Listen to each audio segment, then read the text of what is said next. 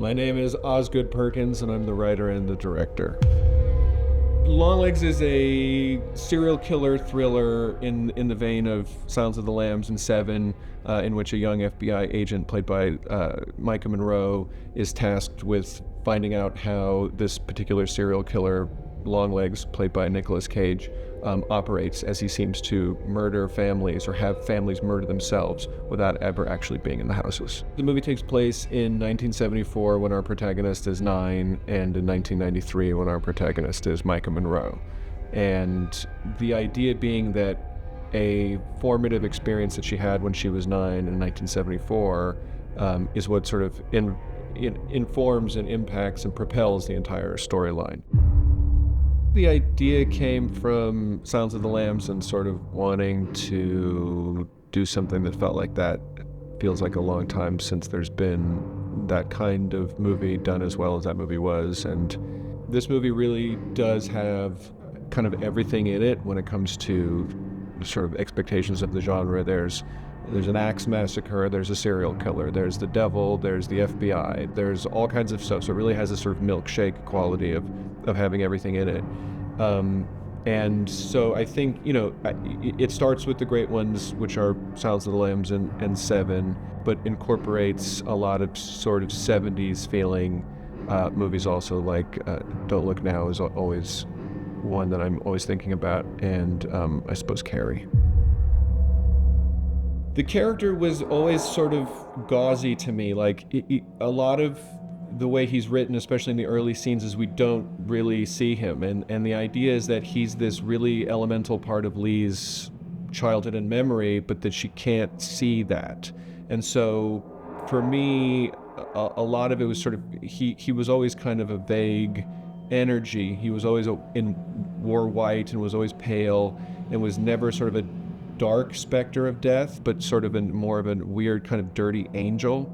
And so I didn't know who would embody it, and when it became Nicolas Cage, it became Nicolas Cage. Nicolas Cage, in this case, unrecognizable, and that was something that Nick and I wanted to do from the very beginning, and he really wanted to sort of go there. He really liked my movies, and he really liked the ideas I had for this part, and we went pretty far. Micah, she's incredibly intelligent. She's very sensitive to the words written on the page.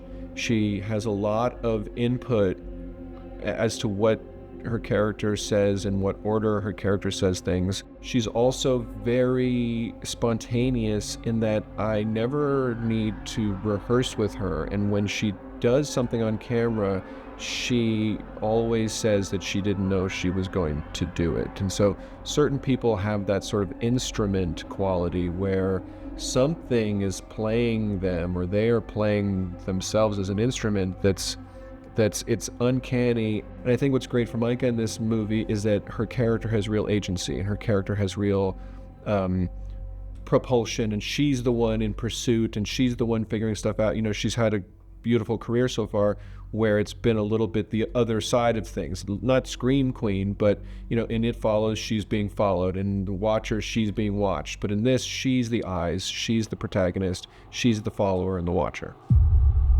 Alicia is very passionate, very connected, very present, very emotive person who you can see gets very deep into what she's doing. When she was in her demonic state, her face changed.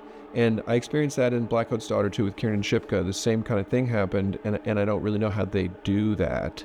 But no prosthetic is applied to do that. It's just they go so kind of into what they're doing that their actual physicality somehow changes.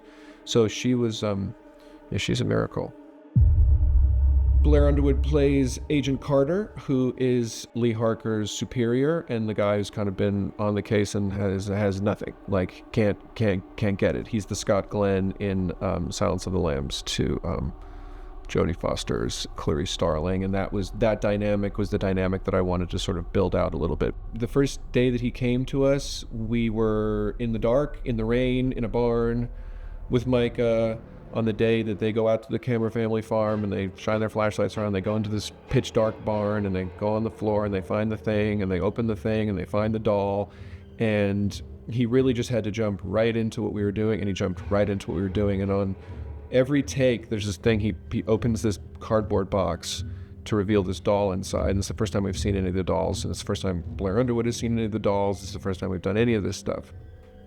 And on the first take, and on every take afterwards, he did this thing where he took the cardboard box top off, and he reacted to the doll, and then he looked at Lee, and then he flipped the box top in his hand and put it aside.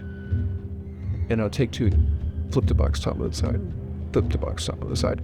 And it was so sexy and suave, and like, I don't know if he was ever sexiest man alive or sexiest man on TV or any of those things, but he should have been, and he probably was.